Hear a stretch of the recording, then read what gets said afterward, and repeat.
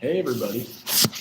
Looks like somebody bombed our class and drew a heart at the bottom. And I don't know how to take that off, so we're going to go ahead and sit with it for a second. So, getting into types of groups, I want to get to the different spaces that we had that was helpful for groups for me growing up. A lot of the groups I had to lead were at Lighthouse Youth Services, so it was helpful to at first take that chance and observe people leading a group. um, there are a lot of folks that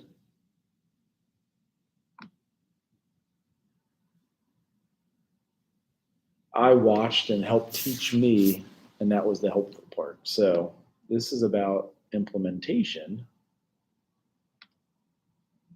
Hello again, clap.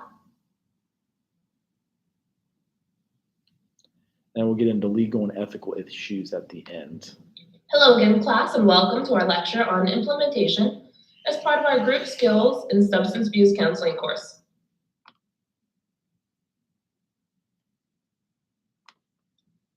Each of our lectures this week will include specific descriptions of how this week's material fits into your group project.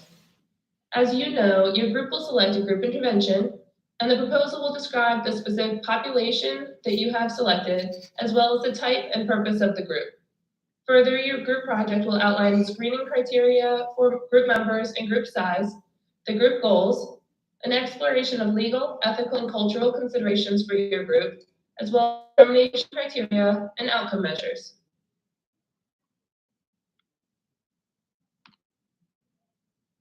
As we look at the objectives for this week, I want to remind you, as always, to review the chapter for the week prior to viewing the lecture, as it is intended to supplement the reading. By the end of the week, you should be able to describe the necessary steps in developing and implementing a group in addictions. So when you guys, I know you're going to observe a group first, but when you make your own group, sometimes it's good to refer back to the group, like what should I put into it? How should I create that? I know that I gave us a little sheet book that creates all the groups for you and shows you how to do it. But this breaks it down even further, like what things you consider. At Lighthouse, we would do one every quarter or season. So like winter, spring, summer, fall, there was a trauma group. And that way it was offered for kids like year round. It might have only lasted 10 to 12 weeks. And if they missed it within a few months or even 2.5 months, they could jump back in and do the trauma group when needed again. So these are some of the things you look at. I'll play what my co-teacher and I took out of the book when we were doing it, and then the legal stuff that you have to think about when you're running groups. Your authors outline 8 key considerations that are necessary when planning a new group. These include purpose, structures, role responsibilities, location and resources, membership and group size, time frame, group rules and boundaries, and evidence and evaluation. As you can see, there are many things to take into account when planning a group, and one thing that your authors did not specifically address was why group workers must plan their group so carefully. I'm also including on your list cultural considerations, as well as legal and ethical issues. So a lot of groups, I've mentioned, agencies make so much money off groups nowadays. They try to kill it with the group, so to speak. They always have something going on with that.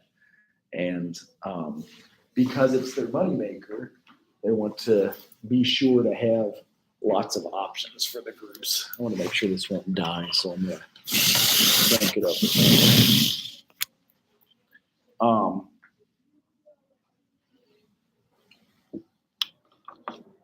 It probably won't reach very well, but we're going to do our darndest.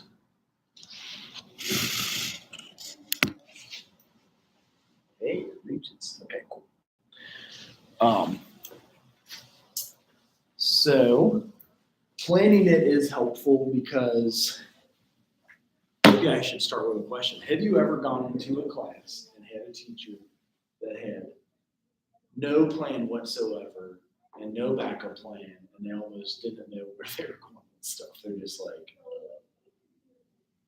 or been somewhere, I guess not to ask you to tell on somebody, but where there just was no structure and it was obvious and it was clear. Ideally, your teachers are going to be prepared for class, so they got something, but it happens when they got personal issues going on in their life. They might come in, they don't even know what chapter they're on or what book they're using. So, failure to plan stuff can cause a lot of BS, and So why plan groups? Group workers must plan their groups and prepare their group members in order to set the stage for an effective group experience. Failures to properly plan the group significantly contribute to poor work outcomes. Planning is a requirement for ethical and best practice in group work. Without a plan, leaders have little idea regarding what sort of members may benefit from the group and what sort of members may not be appropriate for the group. Let's return now to those 8 considerations when planning for a new group. So yeah, and if you show up to one of those groups that was unplanned, it could be annoying enough that you're like, I don't even know if I'm going to take this class. I think I'm going to go ahead and drop this class. Like, it seems unclear, and it sounded like a good elective at the time, but now obviously it's not going in that direction. Or it could be like, I thought that it sounded like I would get something out of this, but currently I don't think I'm going to get something out of it. So here is like the purpose when you're planning some of your groups. The purpose of the group varies greatly, and you'll want to be sure that your purpose aligns with the type of group you plan to have. For instance, a psychoeducational group is typically intended to impart information, so a group purpose related to expressing and processing feelings might not be appropriate.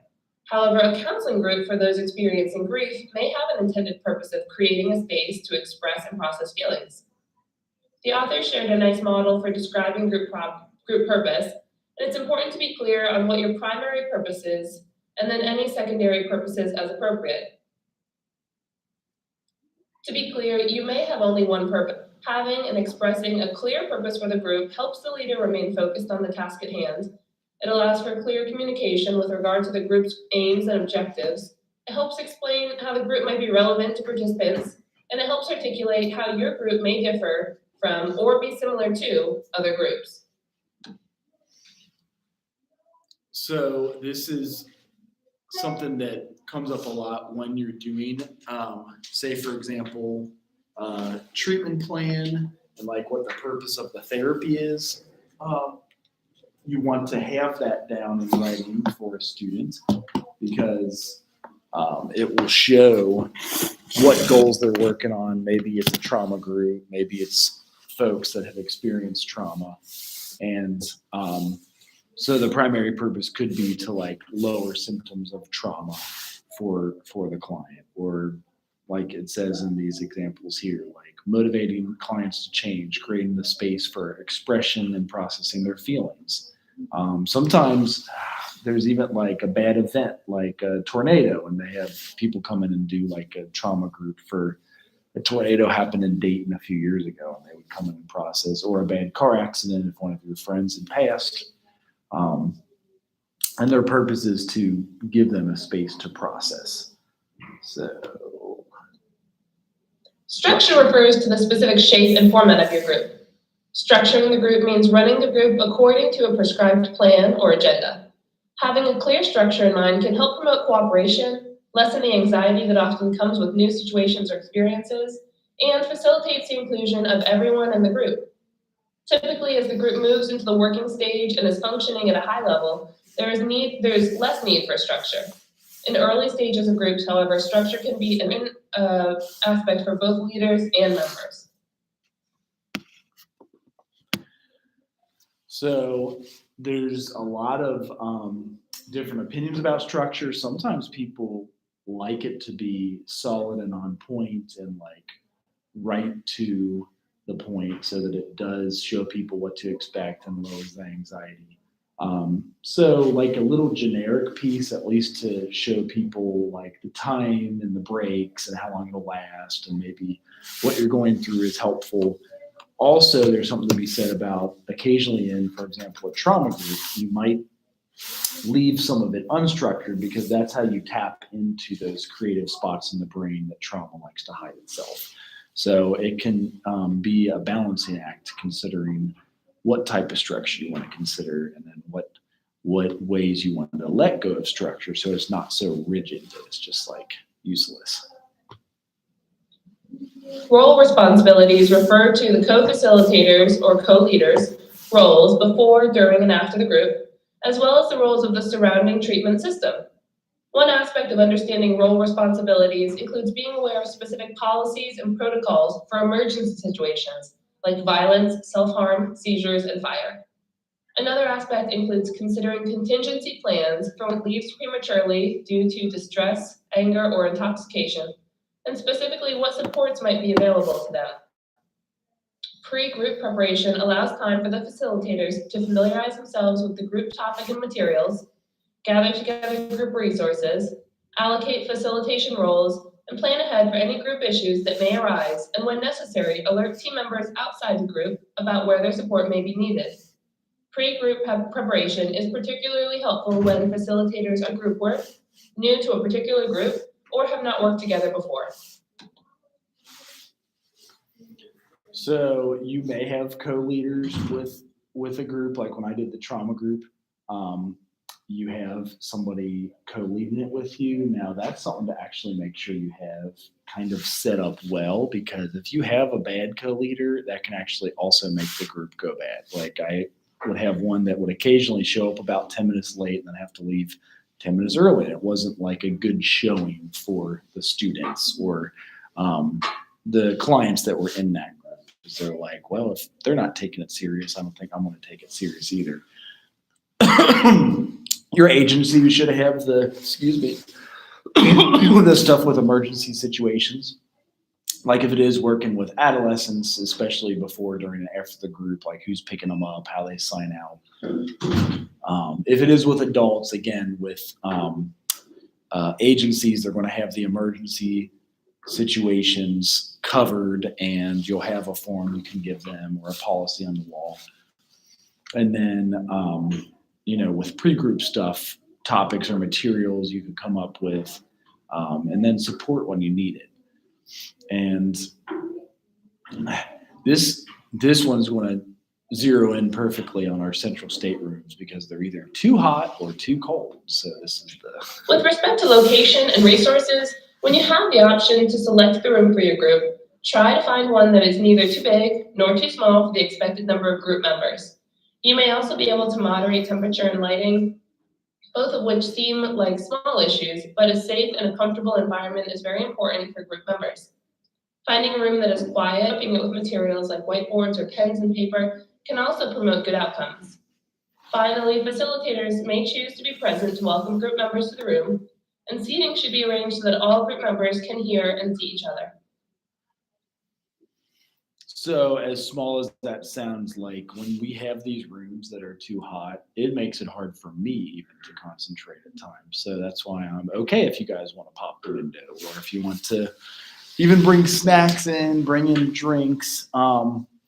I do remember having some like labs and stuff where I wasn't able to bring drinks in college, and for whatever reason, that actually made it a little tough for me to cover it. It was actually a study done.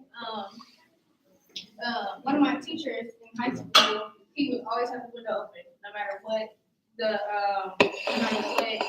how the degrees was outside, because he said that people think better when they're colder. Oh, really? Yes, and he always says we have to eat something in his class. We have to have a snack that we're eating. Okay. And Right. always have the lights off, because he said that that's how people learn better. That's so interesting. Yeah, I can see a lot of that. And for me, the temperature is a big one, and why like sometimes I do have to just wear a t-shirt because it's just so hot in here. And then, yeah, this is for your like second group, or the second major assignment is creating a group. Like So, and when you're writing the paper, you'll be answering all of these questions like who should attend, motivation for it, the presenting problem, their life stage and stuff. When we consider selection criteria and group size, it's important to be clear and transparent about criteria for who should and should not attend the group. Membership in a group may be based on shared life experiences, life stage, presenting problem, or demographics. Leaders must be prepared to make decisions about referrals during the selection process. I hope I didn't skip that. Time frame is usually like A specified 10, 12 weeks, but this is something that you would set, like when you're writing your paper, when you're creating a group, something you choose to make. time frame relates to the length of the group program, the duration of each group session, and the date and time the group will take place. These decisions depend on your setting and the group type and purpose. Groups can also vary according to how flexible or fixed they are with regard to these factors. For instance, some groups may be able to end early or run late from time to time, while other groups operate under a mixed time frame. Further, some groups may be able to extend the number of sessions, while other groups are not. Again, these differences may depend on the setting, for instance, an agency or practice, but also relate to the type of group and the purpose of that group. Usually the best duration, I know I only have you guys lead a group for 15 to 23 minutes so you can practice the minimum billables, but most groups are like 38, which is 45 billable minutes, or 53. And that's a good way to kind of structure the group and maybe have a break in the middle. And then you have to make rules. So you'll make these with the people when they start. As a leader, you may have your own ideas for basic group rules, but it's also helpful for members to come up with some agreed upon rules. For instance, rules that focus on confidentiality, emphasize respect for others and different views, underscore the need for sharing time, avoid talking over each other, or the glorification of drugs and alcohol. It can also be helpful to display these rules in the room and ask clients to read them aloud at the start of the meeting to reaffirm their agreement. Finally, facilitators must have a clear idea of what confidentiality means in their service setting and where the limits lie so they can clearly communicate these to the group. So having those rules is just helpful. In the girl circle, they give like a talking stick, because if you wanted someone to say you only talk when you're holding the stick, you have them pass that stick around the room. So just finding ways to show overall respect with those rules to other group participants. Our next lecture will explore more deeply the issue of evaluation and how it can serve as an important tool for leaders and groups. For now, I will say that evaluation should be an ongoing process within the life of the group, providing insight and feedback on how group members experience the group, as well as the strengths and limits of the leader, the overall effectiveness of the group, and ways to improve the group in the future. So evaluation at Lighthouse, what we would often do is send them a link to their tablet or their phone that they could use that were helpful. And it's about really the feedback you get so you can make things better. It's kind of like what we do with a teacher evaluation at the end of class. We can look at those and see ways we can improve the program, improve our teaching, things of that nature.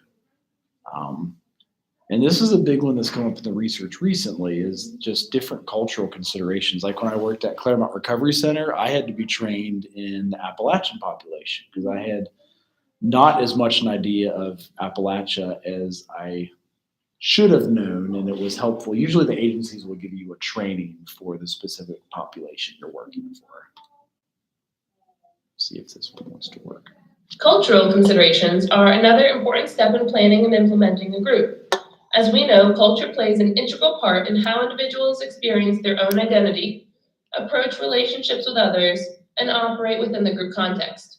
Therefore, as we plan our groups, we must consider how culture may impact the group members individually and the overall group.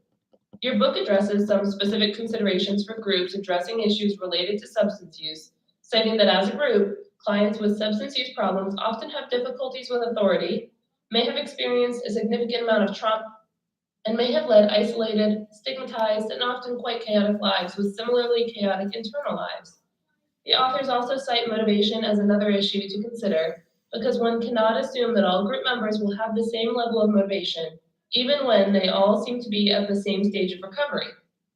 As we think about making adjustments based on these considerations, some clients may experience poor attention and concentration as a result of drug use, and it may be helpful to adjust the length of the group accordingly, repeat the group's core message. Many group members will be skilled in avoiding their difficulties, and the very nature of attending a group can be an unsettling challenge to this well-versed coping strategy. Some group members may have been coerced into treatment or may be experiencing numerous social stressors, physical health issues, and mental health issues as well. As a reminder, we take this information into consideration in order to prepare for the potential issues that may present themselves in the group context, but do not assume anything about individual members based on these generalizations. And so a lot of those in there speak for itself. The motivation one is important because sometimes you do have different levels of motivation. Like somebody could be court-ordered there, somebody could be like self-directed there, some could be getting kicked out of their parents' house if they don't go to the group. So gauging that and knowing the different levels of motivation you're working with is good just from the very start, so you know who your audience is. Finally, leaders must also consider the legal and ethical issues related to a new group, both those that apply to all group work, including confidentiality, competence, and issues like documentation, as well as any issues that may be especially relevant based on the type of group, purpose, goals, or members. For instance, issues of consent are complicated when dealing with children, because in most cases, parents or guardians must be contacted in order to obtain permission for the child to participate. It's imperative that leaders gather all the necessary information regarding legal and ethical issues prior to the start of a group and seek supervision regarding any remaining questions.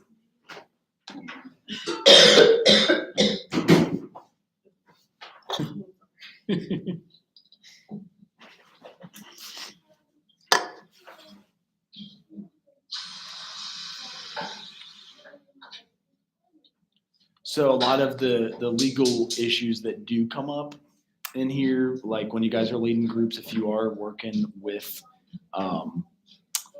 adults and children, you know, different consent forms need to be signed. When I was at Lighthouse, you had to have the adults and sometimes the child working on consent.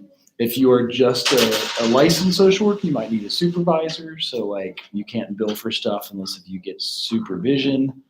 And then, you know, ideally they've co-led underneath each other so that they can learn the different leading pieces there. And then, as you create your own group, here's like some of the stuff to consider, like what you'll put into your group project, which is all outlined at the end of the syllabus. So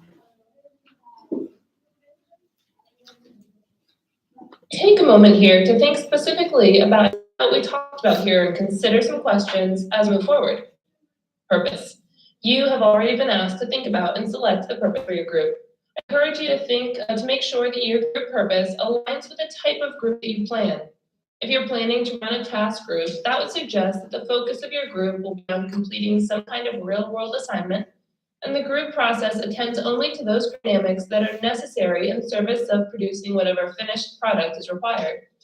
A task group would be less interested in the here and now experience of members and more into how the various activities during the group session serve the intended goal.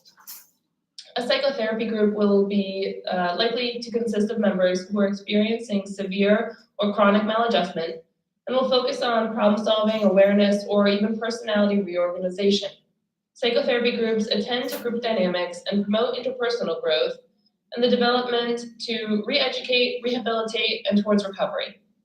Having a clear purpose sets the tone for the rest of your planning and also helps potential members understand what the group is for. Selection criteria and group size. Another important consideration as you think about setting up your group for success is to really consider your selection criteria and group size. You may have an intervention that has been shown to be effective for a wide range of people, but your group does not necessarily need to serve that wide range. Think back to the population that you selected and the purpose for your group. Let's say I decided to run an anger management counseling group for children parents are in a drug treatment facility. The intervention that I selected has been shown to be effective for children from ages 5 to 8, both boys and girls, and the research has demonstrated effectiveness with a variety of different races and ethnicities. As I think about running my group, however, I need to think about some practical implications. Having an 18-year-old girl and a 6-year-old boy in the same counseling group could create some potential concerns for me as a leader. For instance, it might be difficult to use activities or exercises that would be age appropriate for both of these members. Additionally, there may be some experiences, thoughts, or emotions that the older member may want to share that would be inappropriate for the younger member to hear. This would mean that I either need to establish ground rules to limit what can be shared, or that the older member might decide not to share some experiences that could be helpful to express in a safe and supportive environment. So instead, I may consider my intervention and my environment, develop a selection criteria based on those that's most appropriate. For instance, I may decide to run a group with 4 to 6 members who are between the ages of 5 to 8, for both boys and girls who have a parent in a drug treatment facility and have been referred by their school teacher for issues related to anger management. Or I could decide on a slightly larger group of older members, say a group of 7 to 8 members who are high school girls between the ages of 15 and 18 who have a parent in a drug treatment facility and are referred by their school teacher for issues related to anger management. Each of these describes the number of members in the group, how they will be recruited, some screening criteria, and an age range. You can also think about some criteria for exclusion. For instance, I may decide that the group is not appropriate for anyone who has a history of physical violence, and I may refer them to alternate services. Time frame helps me think about how long the group will meet, and also how the group will end. If I run my group in a school, this may have obvious implications for the length of the group, both with respect to each session needing to fit within a designated bell at school, and the fact that I would not want to run the group when school was not in session. In an agency setting, I may need to consider how long my members will be at the agency receiving services, or at an inpatient setting, I would need to consider how long the members will be on site. I may also need to think about whether the group will end at a designated session, say we run the group for 10 or 20 weekly sessions, or we have an ongoing group where members terminate once their goals have been established. Cultural considerations and legal and ethical issues are also portions of your group project and require that you spend a little time referring back to our week 2 materials and discussions. We know that culture plays a role in every group. What considerations have you made in the development and implementation of your group? Further, what legal and ethical issues do you see as being most important as you think about your group? Each group should cover the basic issues like confidentiality, consent to documentation, among others, and also brainstorm any other topics that might be important. Our next lecture will address evidence and evaluation more specifically, and your project will need to be very clear about how and when you will measure individual and group outcomes, which also requires the development of specific goals.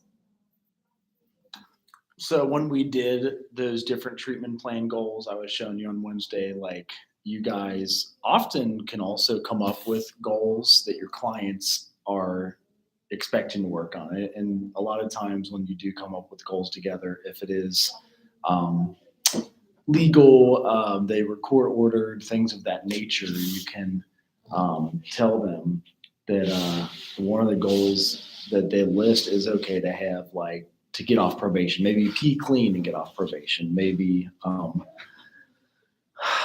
get a job and become self-supporting. So like different goals that will come up that you add in with the client. So we're not, as a social worker, we don't make all of our clients' goals because we have that right to self-determination. We want them to be choosing, like, you know, I actually want to get better myself. I do want to get off probation. I do want to quit drinking or smoking so I can get off paper, whatever it, and that's obviously in a drug and alcohol experience area. If there's parents, a lot of times I had to lead a parents group where it was a kid that had gotten busted at 15, 16, 17 with weed. And then being a place to vent and connecting the parents to Al-Anon family groups groups is super important. Like I mentioned before, at Claremont Recovery Center, my big cultural consideration, they had me train in understanding the Appalachian population because I had no idea what it meant to work with Appalachians in general, whether it be Black Appalachians, White Appalachians, or anybody from Appalachia. Do you guys know the Appalachian area? You ever heard of them? So it's basically the mountain ranges that kind of go along West Virginia, the Ohio border, Kentucky, and Tennessee, and even like it dips almost as far down into the Carolinas and Georgia, like where the Appalachian Trail is. And you'll find more country folks, like just people that live in the holler, or I'm trying to think of places that depict Appalachia. Let's go ahead and do.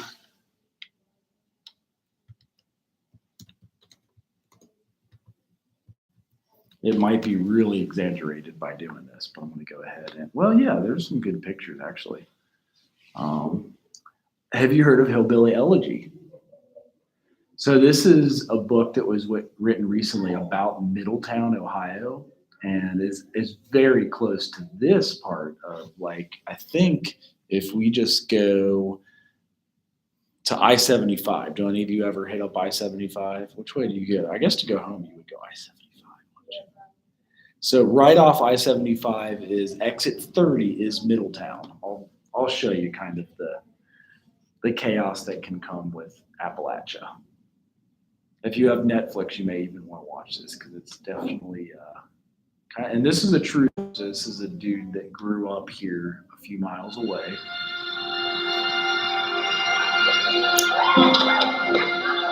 I thought your mama was going to be all right. Be happy.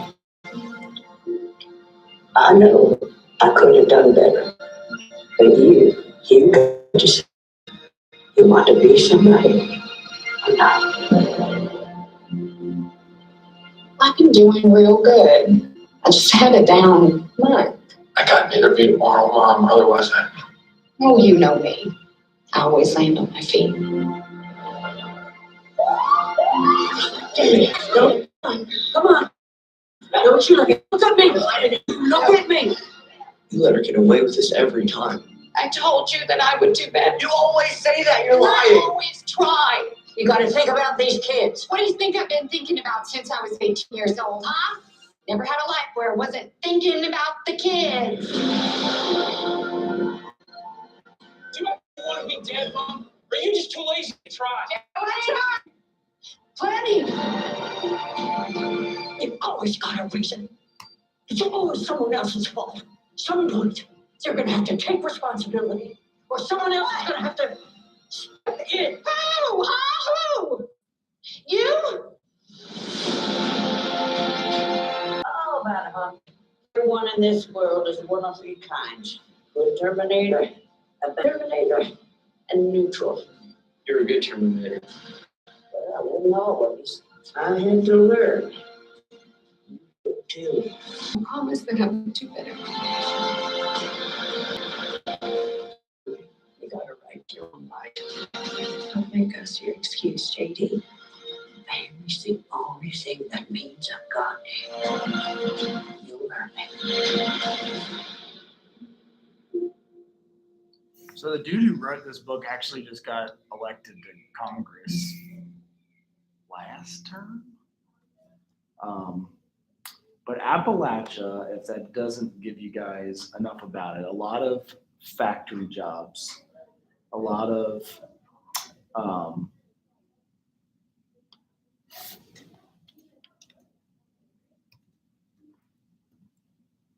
when those factory jobs shut down, like a lot of it was coal mining, and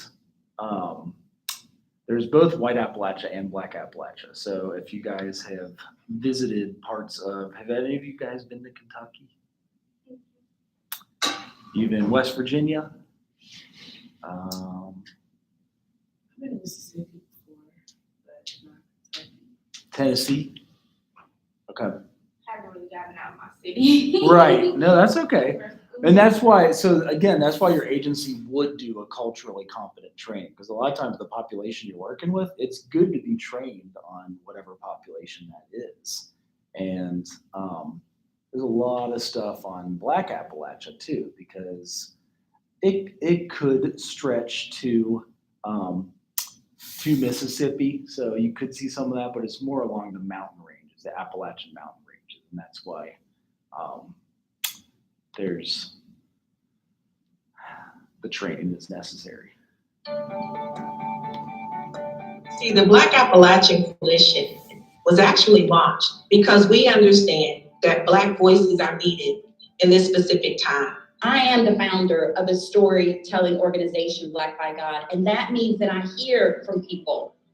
They call, they text, they send their letters, they reach out to me on Twitter to share their stories of desperately fighting to reverse these patterns that we've been entrenched in West Virginia. I oftentimes hold back tears whenever we are discussing the issues we face here in Clairton with our children. In Pittsburgh, we have a infant mortality rate that's 2 times the national average, and Black women in Pittsburgh are more likely to die during pregnancy. Life within the Commonwealth and life within the Appalachian region was difficult before the pandemic. We generally, statistically, have a lower quality of life and a lower life expectancy. We are talking about providing the basic essentials of life. Where we have historically been left out of the decision-making processes, and where we are talking about initiatives such as Build Back Better, the American Rescue Act, and other important policies. And there's nobody who looks like us in the room. And none of the legislators, policymakers seem to care. They don't seem to address it. We are written off, and it's time for this to stop. And for a while, the only way some things were passed on was through storytelling. So like, coming from the history, not a lot was written down. So the storytelling was an important piece. Black people. See, do you know what Degrassi is? I don't know if I. Okay, so Degrassi is like an old Canadian, well, it was like a really old Canadian show. And like they did, it was an episode where like they were talking about squeegee kids. I'm like, what is squeegee kids? Like I've never heard about squeegee kids. Interesting. But basically like in their class, it's like they're sitting in school. So basically they were saying like, oh, we need to get like the squeegee kids out of our communities and stuff like that. Cause basically they would make their living by like washing people's windows for money. Oh, okay. Squeegee. And I was like, what is this? And then I think in one of my classes, like I seen something about it, and I'm like, I didn't know that was like an actual thing. Like these people are trying to make their living, and like people are telling them to basically get out of their communities. It was really old. It was really old. What city would it have been from? Did you see that a lot in Latin America, in El Salvador, and Nicaragua? Because it's set in Canada. Yeah. Oh, interesting. Yeah. Because when you pull up, usually they squeegee your car windows off, but you're saying those are actual buildings. They would squeegee the building windows. No. And clean. So it was cars. Windows, yeah. It was car windows. Okay.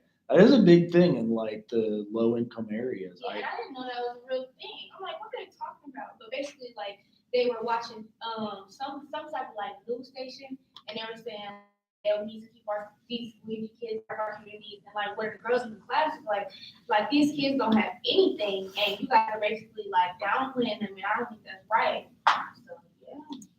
So you watched the documentary on it or anything?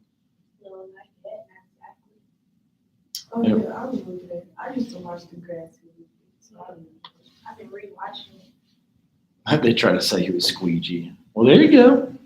the old Drake. Violent encounter between squeegee kid's driver who got out of the vehicle. Because they sometimes, so this is also where it's almost like the perfume in the cologne store, which they eventually stopped doing. When you'd walk in, they'd spray it on you.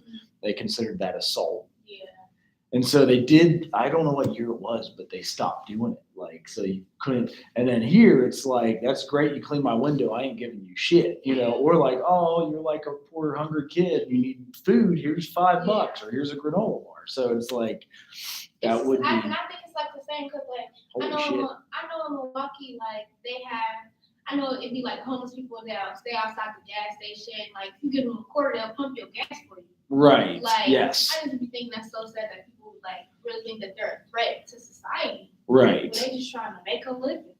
right, And I think it's kind of like on the other people's like perspective or something like that.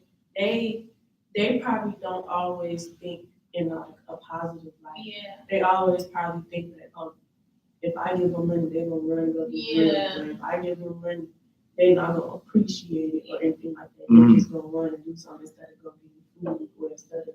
So that's most of the reason why people don't like help people, most especially like children too. Right. Because they feel like they gonna run and like, and sometimes people be using kids for schemes like trafficking. and right, stuff like right. that, like, It looks like they're also black and white, I didn't realize Yeah. that. So they are.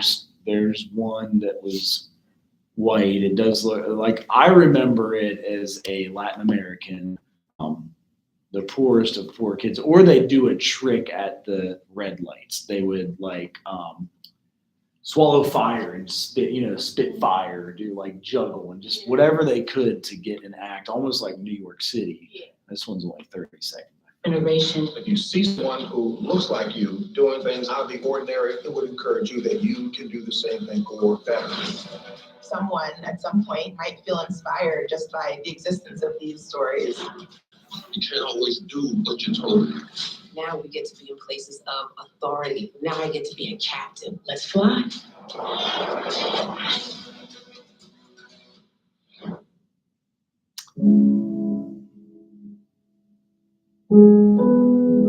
I've not seen that one.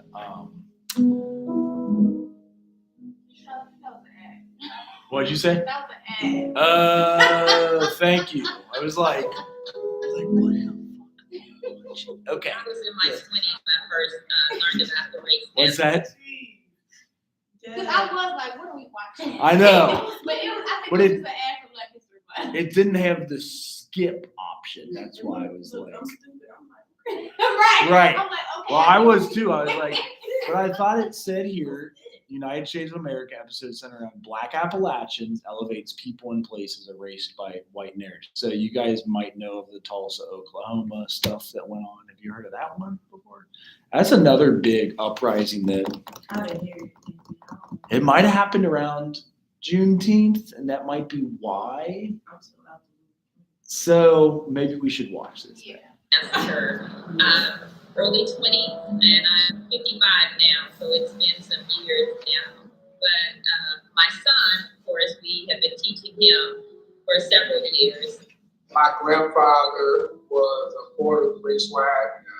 He was born in 1890, Tulsa in 1907. About 122 years old. Happened to this one afternoon, he was speaking of it. One of the few times that I heard him speak about it. And I was roughly about 12, 13 years old. I was pretty much middle-aged at the time, and was very devastated to find out about this aspect of our family history. As I had known about our family history growing up, I just did not know about the race massacre aspect. It was kind of kept quiet, not to say too much about the riot. It was a bill. They said it would never allow them to happen ever. Just allow them to riot. We all need to know our history. We need to know how we've been deprived of generational wealth, how Black people were resilient, how we had unity back in the day, we worked together, we depended upon each other to live. Since they work together, depending upon each other to live.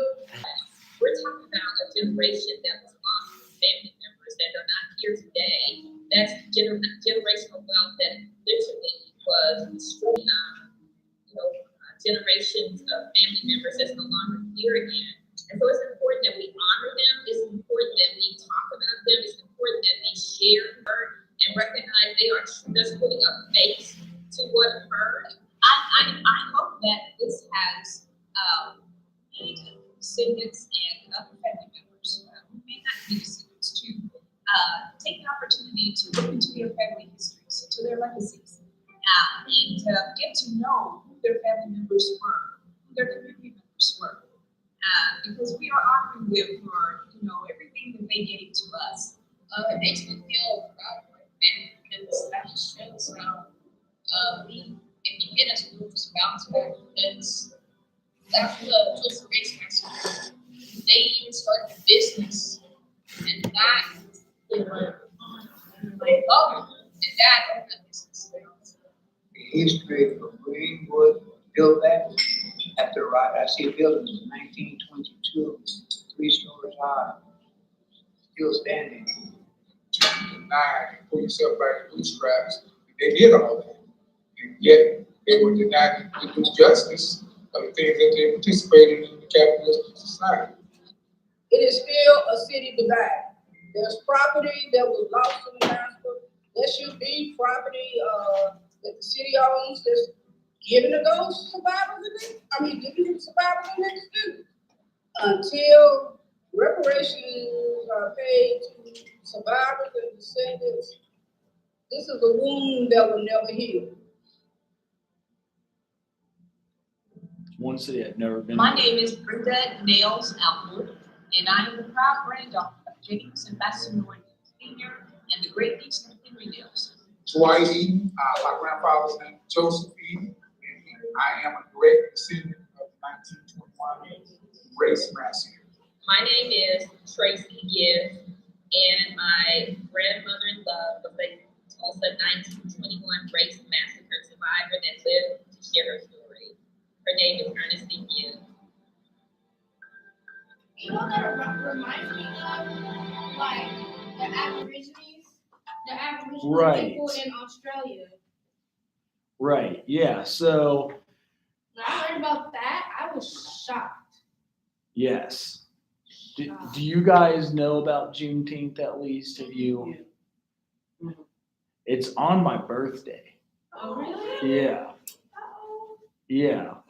So what is and growing up, I had neighbors celebrate Juneteenth. I grew up in Kennedy Heights, Cincinnati, and there is a pig roast every June 19th on my birthday. And I'd be like, there's always a party on my birthday. What's this? Nobody knew what it was about until like a few years ago too. Yeah. Isn't that weird how it like And just now I feel like a lot of big companies are starting to capitalize off of it. it's a Like, federal holiday. Yeah, but You like have to be now, off. but now they like are starting to use it like, oh, Walmart's selling Juneteenth ice cream, like and stuff like that, and like that money isn't going towards Black communities. I know it goes to corporations, Yeah, so right? it's like they're That is a taking little advantage annoying. of it. Or like I don't know if you know what Fashion Nova is, but Fashion Nova is like Kind of. it's like an online store. Yeah. And it's really big, and like they send texts, like if you subscribe to their text messaging or like their emails, like they'll send out like super, I guess, clever like text like, oh, it's Christmas, get your Christmas bag, something like this. But then like on Juneteenth, they're doing Juneteenth sales and stuff like that, and you're making money off of basically, like The liberation of the yeah, slaves like in I was just like, that's wrong. 1865. Yeah.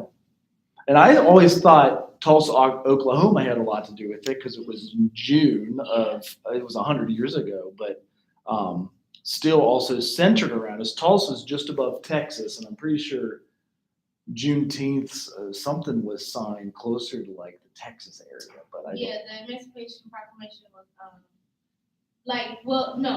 Juneteenth was when like the last slaves were freed in Texas. So I think it is really big in Texas. Okay. And like basically like the news that the slaves were free didn't get there until like Juneteenth. And like because Okay. slaves couldn't read. Right. So they didn't know the news. Right. So, And so maybe that's also why there was riots this Yeah. 100 years ago in Tulsa, which was close, because there was obviously some discord. And we've had it in recent years. We had it in Cincinnati in 2001. I feel like there's been race riots in Kennedy Heights, Cincinnati in 78 and 79. That was when I was born, and then also 2001. So just the understanding that we're all created under God the same equal, like, and it's weird is even if we didn't have color to separate us, we'd find something else. It's like this human nature crap that definitely makes it a challenge. So the cultural competence trainings and like finding ways to teach one another about different cultures, as uncomfortable as it is, it's necessary for us to like understand. And I need to know about Appalachians. And I need to know about, for a while I didn't know there was Black Appalachian, but there's huge, rich history of Black Appalachian. I always thought it was some like crusty old white guy like in the Deliverance movie, but it actually. I actually watched a funny episode of South Park, and basically Yeah. it was like they went to. He was put into the future,